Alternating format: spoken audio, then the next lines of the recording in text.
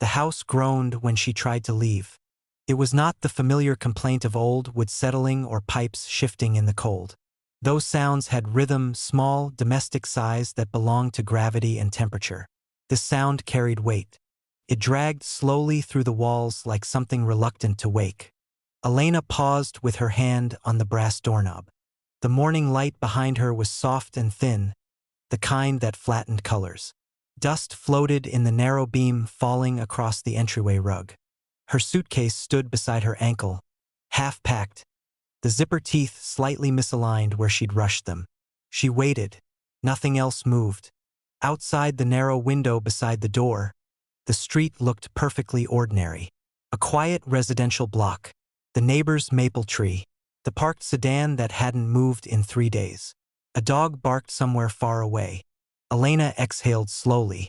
"Old house," she said aloud, mostly to herself. Her voice sounded different in the foyer, slightly muffled, as if the air had thickened overnight. She turned the knob. The latch clicked. The groan came again, longer this time. It moved through the floorboards beneath her feet like a vibration traveling through bone. The walls carried it, passing the sound from beam to beam until the entire structure seemed to breathe around her. The door did not open. Elena frowned and pulled harder. The knob turned freely, but the door felt sealed to the frame, as though something inside the walls had pressed its weight against it. She released the knob and stepped back. The house settled. The groan faded into the slow ticking of the radiator in the next room. For several seconds she stood very still, listening. Her mind offered reasonable explanations in quick succession. Warped frame, humidity swelling the wood, the foundation shifting. The house had been built in the 1920s. The realtor had warned her about quirks. Still, the sound had not come from the door. It had come from everywhere. Elena rubbed her palms against her jeans and turned toward the hallway. "I'll try the back door." The words felt oddly formal in the quiet house. The hallway stretched away from the foyer, its walls painted the pale blue she had chosen the month before. The color had seemed lighter when the painters finished. Now it held a faint grayness, like sky before rain. Her footsteps sounded dull against the hardwood floor. Thud, thud. Each step carried farther than it should have, echoing faintly ahead of her before returning. The kitchen waited at the end of the hall. Sunlight pooled across the tile floor. The refrigerator hummed softly, a low electrical drone that filled the room like background noise in a hospital. Elena moved to the back door and unlocked the deadbolt. This knob turned easily. She pulled. For a moment the door resisted, then opened an inch. Cold air slipped through the gap and brushed her face. Relief moved through her shoulders. She pulled harder. The house groaned again. This time the sound came from directly above her. The ceiling beams creaked with a deep, fibrous strain, the way trees sound when wind bends them past comfort. The noise slid down the walls and into the floor beneath her feet. The door closed, not slammed, simply pressed itself shut. Elena stared at it. Her hand still held the knob.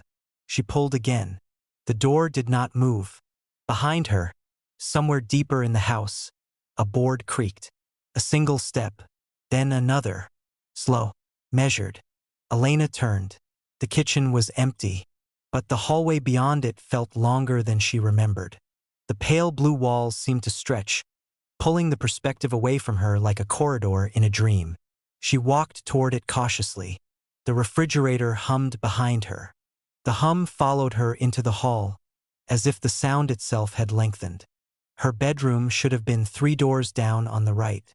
She passed 4 doors. 5. Elena slowed. Her pulse began to thud in her throat. The doors looked identical. White paint, brushed nickel handles, faint scuff marks near the baseboards where moving boxes had scraped the wall. She reached for the nearest knob and opened it.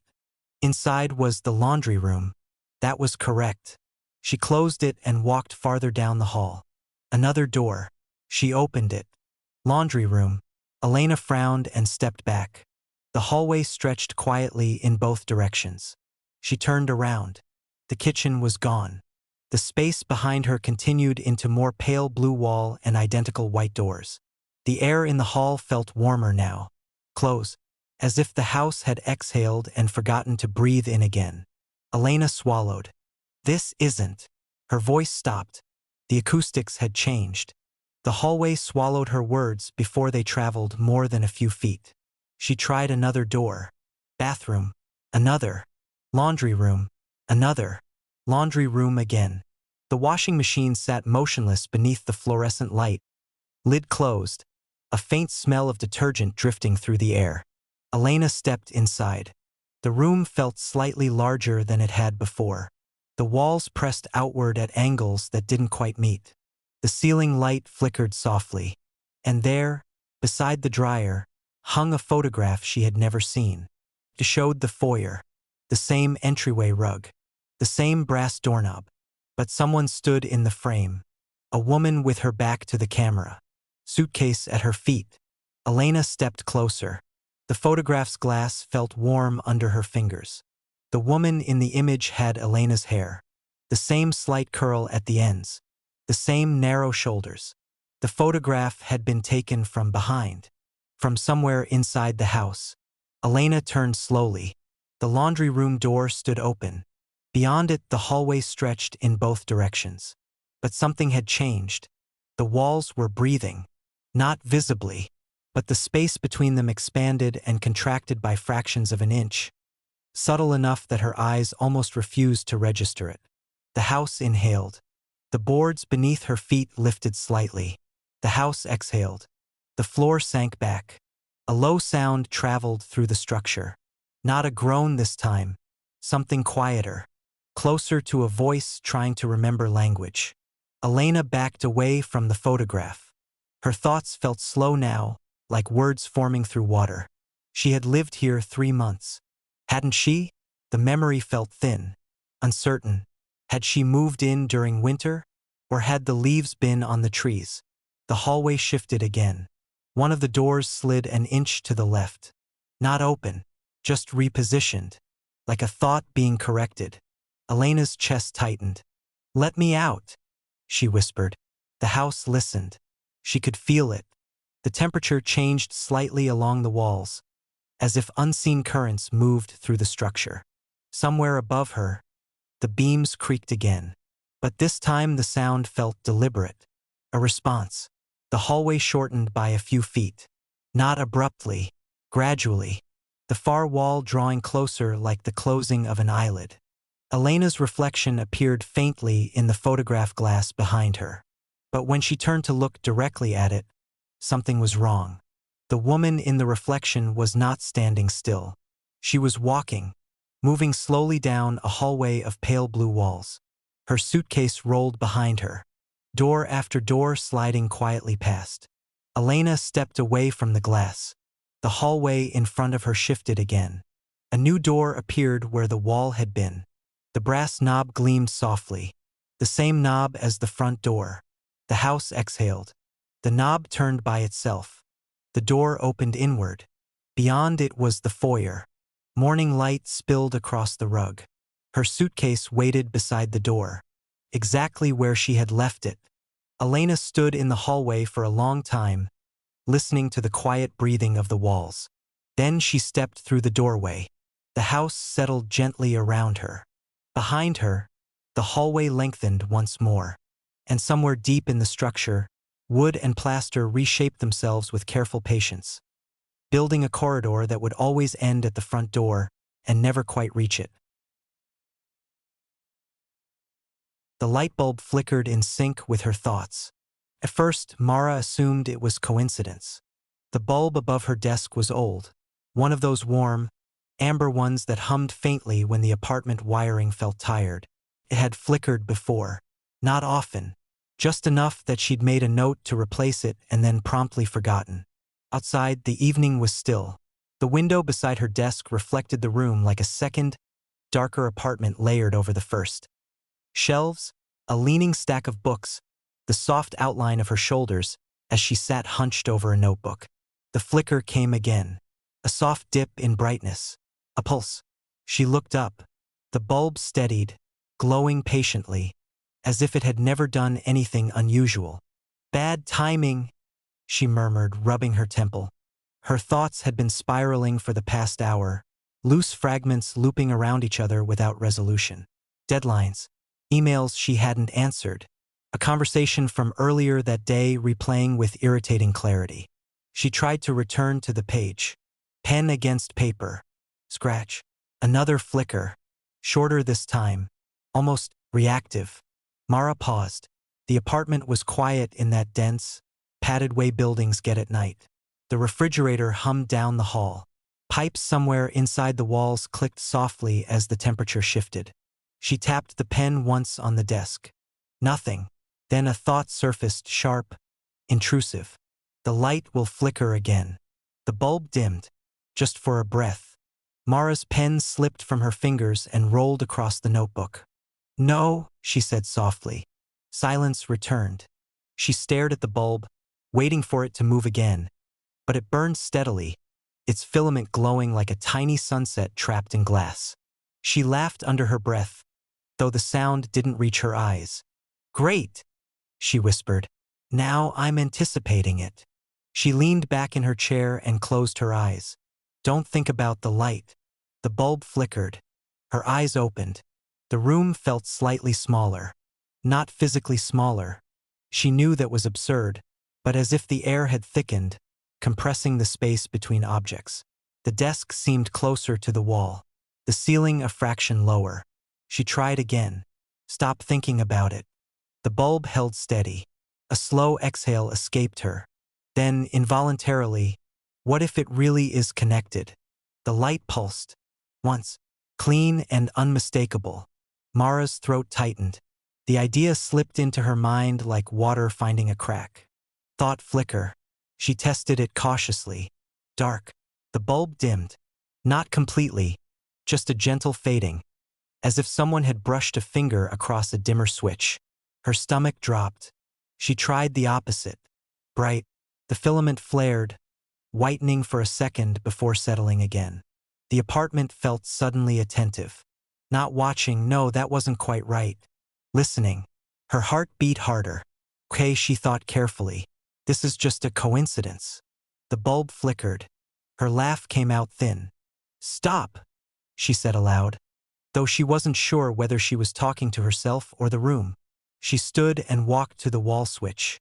The plastic plate felt warm beneath her fingers. She flipped the switch off. Darkness pooled instantly across the room, swallowing the desk, the bookshelves, the small framed photo leaning against the wall. For a moment, nothing moved. Then a thought surfaced, quiet but unavoidable. Turn it back on. The bulb clicked to life above her. Her hand was still resting on the switch. She hadn't moved it. The air shifted. A faint sound threaded through the silence. A whisper of fabric or paper adjusting itself somewhere behind her. Mara turned slowly. The notebook on her desk had opened wider. Pages fluttered gently though the windows were closed. Her chair had rotated a few inches toward the center of the room. She waited.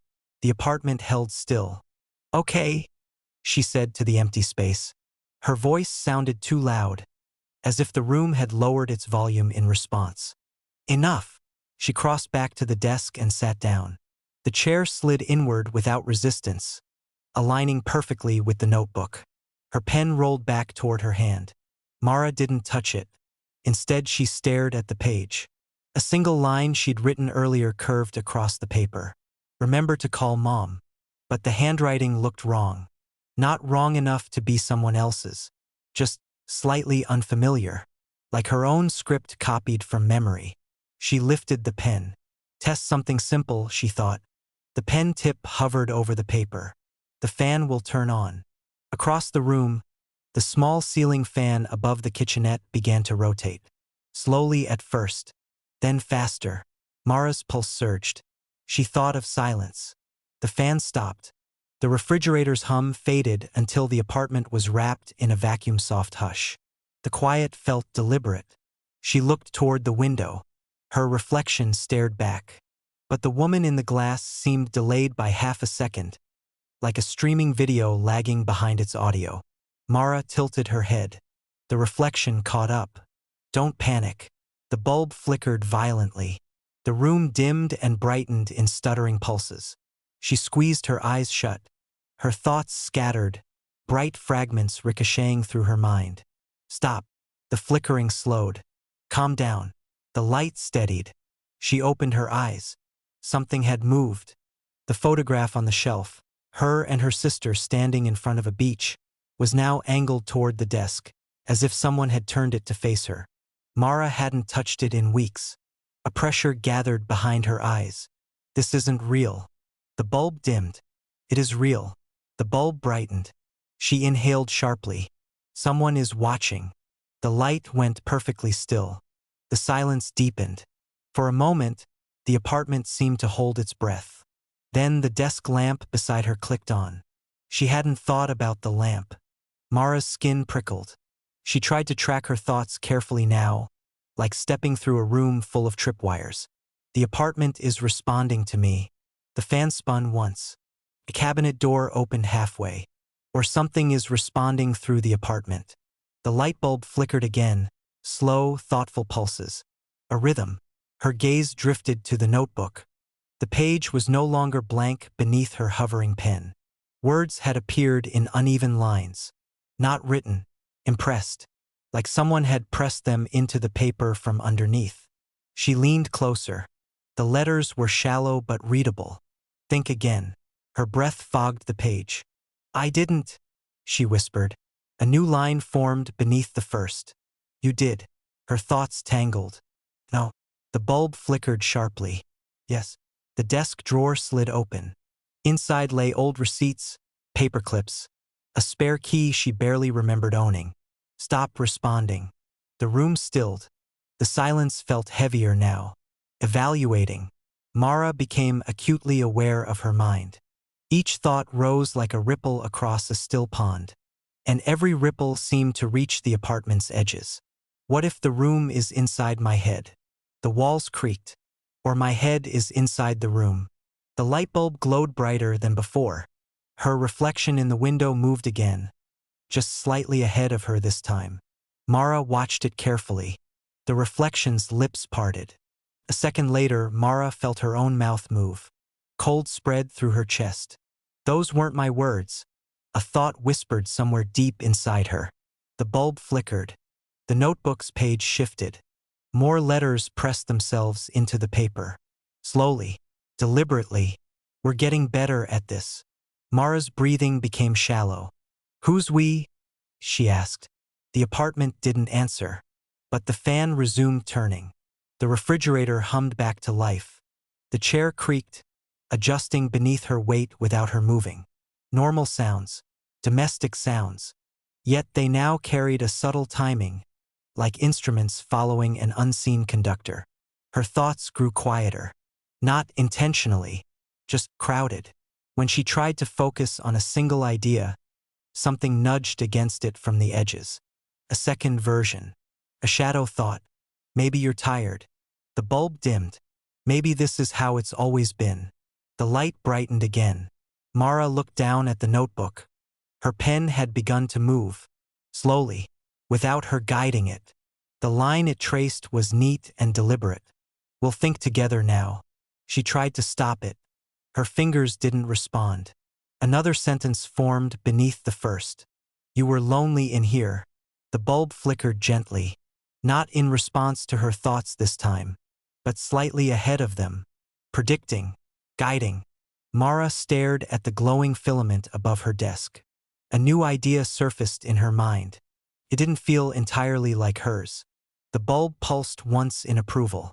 And for the first time since the flickering began, Mara realized something quietly terrifying. The apartment wasn't reacting to her thoughts anymore. It was helping make them.